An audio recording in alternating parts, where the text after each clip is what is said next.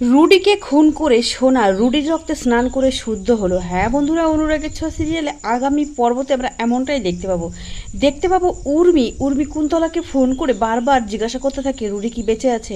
তখনই কুন্তলা বলে, উর্মি তুমি তোমার চরকায় তেল দাও, তুমি আমাদেরকে নিয়ে ভাবতে এসো না, নিজে কিভাবে বাঁচবে ওই বাড়িতে সেটা দেখো। তখনই বারবার উর্মি জিজ্ঞাসা করে, আপনাকে যেটা বলেছি সেটাই আপনি বলুন, রুডি বেঁচে আছে তাই না? এটা পিছন থেকে জয় শুনে নেয়। জয় বলে, কি বলছো উর্মি, রুডি বেঁচে আছে মানে? ওদিকে জয় উর্মির হাত থেকে ফোনটা কেড়ে নিয়ে বলে, দেখি ফোনটা কে করেছে। তখনই ফোনটা দেখে কুন্তলার সাথে উর্মি কথা বলছে। তখনই বলে জয় যে এই সব কিছুর পিছনে মনে হয় তুমিই আছো উর্মি, আমি তোমার সাথে থাকতে পারবো না, তোমাকে আমি ডিভোর্স দিতে চাই। তখনই সাইড থেকে রত্নাদেবী বলে ওঠে, আচ্ছা আমার মেয়ে নাই ভুল করেছে, তার জন্য এত বড় শাস্তি ঠিক নয়। আমার মেয়ে তো এমন কিছু করে নেই, পরপুরুষের সাথে কোনো সম্পর্ক রাখেনি, যেমনটা তুমি করেছিলে বাবা, ওই মহিলার সাথে সম্পর্ক রেখেছিলে, অবৈধ সন্তান জন্ম দিয়েছে, তেমনটা আমার মেয়ে কিন্তু করেনি। একথা শুনে জয় কিন্তু সেখান থেকে চলে যায়। অন্যদিকে দেখা যায় সূর্য নিজের ঘরে ঢুকে চেঞ্জ করতে থাকে, কিন্তু সূর্য খেয়ালই করে না তার বেডে দীপা শুয়ে থাকে। সূর্য চেঞ্জ করে হঠাৎই পিছন দিক তাকায় দীপাকে দেখতে পায় এবং বলে, দীপা ম্যাম এ কি, আপনি আমার বেডে শুয়ে আছেন আর আপনি এই ঘরের মধ্যে আছেন, একবারও তো আমাকে বলেননি, আমি তো এখানে দাঁড়িয়েই চেঞ্জ করলাম, তার মানে আপনি সব কিছু দেখেছেন তাই না? দীপা বলে, না না আমি কিছুই দেখিনি। দীপা বলে, ডক্টর সেনগুপ্ত আসতে বলুন, এইসব কথা শুনে লোকে কি ভাববে? ওদিকে সূর্য বলে, আপনি আমার বেডে শুয়ে আছেন, আপনি ভাবুন তো আমার ওয়াইফ সেটা জানলে কি ভাববে? তখন দীপা বলে, আপনার ওয়াইফ কে? তখন সূর্য বলে ওঠে, আমার ওয়াইফ দীপা। তখন দীপা বলে, আপনার ওয়াইফের নাম দীপা, আমার নামও দীপা, কি আমি কি আপনার ওয়াইফ? এটা বলে সূর্য চিন্তায় পড়ে যায়। অন্যদিকে দেখা যায় সোনা যখন ছুরি নিয়ে রুডিকে মারতে যাবে সেই দৃশ্য কিন্তু রূপা দেখে নেয়। রূপা সোনাকে আটকানোর চেষ্টা করলে সোনা কারো কথা শোনে না, চলে যায় সোনা রুডিকে মারতে। ওদিকে রূপা বলে, এই খবরটা মাকে দিতে হবে, এবং রূপা তার মাকে খবরটা দিতে এসে তার বাবা মায়ের এই কথা দেখে সে মনে মনে ভাবতে থাকে, আমার বাবা কি ঠিক হয়ে গেল, আমার বাবার কি সব কিছু মনে পড়ে গেল? মনে করো বাবা, মনে করো, সব কিছু মনে করো তুমি। তার মাকে সব কথা বলতে গিয়েও বলতে পারে না, তাই ওদিকে দীপ দেখা যায় সোনাকে আটকানোর চেষ্টা করে, সোনাকে বোঝানোর চেষ্টা করে, ওই রুডি, ওই শয়তান রুডি এটাই চাইছে তোমাকে তার ফাঁদে ফেলে তোমাকে বিপদে ফেলতে। তুমি দেখলে না এতগুলো বছর ধরে বড় মাকে খুনের অপবাদ দিয়ে বড় মাকে জেলে পাঠিয়েছিল।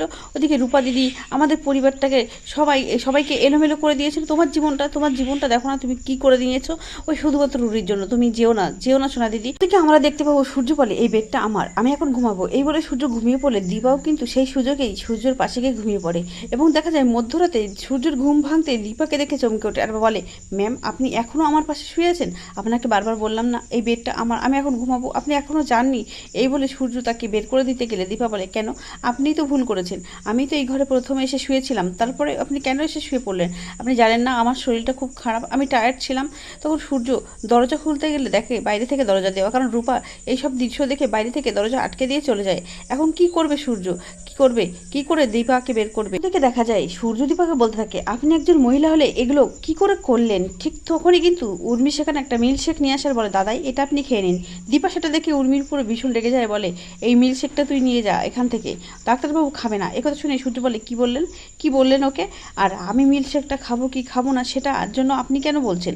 আমি এটা খাবো। এই বলে উর্মি দাদাইয়ের কাছে যায় এবং সূর্যের হাতে গ্লাসটা ধরিয়ে দিলে দীপা বারবার বলে, ডক্টর সেনগুপ্ত আপনি কিন্তু এটা খাবেন না, এর মধ্যে ওষুধ মেশানো থাকতে পারে, আর আপনি এতদিন এটা খেয়ে কিন্তু অসুস্থ হয়ে রয়েছেন, এই ওষুধটা না খেলে আপনি কিন্তু সুস্থ হয়ে যেতেন। কিন্তু সূর্য কারো কথা শুনতে চায় না। সূর্য মিল্কশেকটা খেতে গেলে দীপা হাত থেকে নিয়ে মিল্কশেকটা খায়, তো সূর্য তার কাছ থেকে কেড়ে নেয় আর বলে, দীপা ম্যাম এটা কি করলেন, আপনি মিল্কশেকটা খেয়ে নিলেন। এই বলে দীপাকে অনেক খারাপ কথা বলে সূর্য সেখান থেকে অপমান করে বের করে দেয়, এবং উর্মি দাঁড়িয়ে থাকলে বলে, তোমাকে কি আলাদা করে বলতে হবে? এই বলে উর্মিও সেখান থেকে বেরিয়ে যায়, এবং গেটের বাইরে দীপাকে দাঁড়িয়ে থাকতে দেখে শয়তানির হাসি হেসে যায় দীপাকে দেখে।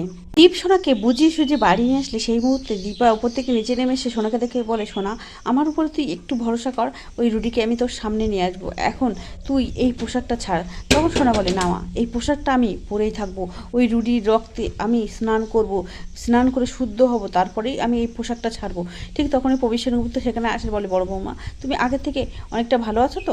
এদিকে দেখা যায় উর্মি কুন্তলার বাড়ি আসে ওষুধ দিতে, যেটা সূর্যকে খাওয়ানো হয়, সেটা নিতে আসতেই হঠাৎ দরজা খুলে ভিতরে ঢুকতেই দিদি অর্থাৎ দীপা আর ছোট লাবণ্য যেমন বর্ণনা দিয়েছিল ওই মহিলার, ঠিক তেমনই দেখতে একজন মহিলা কুন্তলার বাড়ি দাঁড়িয়ে আছে। সেটা দেখে কিন্তু উর্মির বেশ সন্দেহ হয়। উর্মি জিজ্ঞাসা করে, এই মহিলাকে? তখনই কুন্তলা বলে, এই মহিলা আমার বন্ধু কারোর সাথে কথা বলে না, তুমি ওখানে দাঁড়িয়ে থাকো। তখন উর্মি বলে, ওটা কি, আমাকে দেখান, ওর মুখটা আমাকে দেখান, ওই কি রুডি?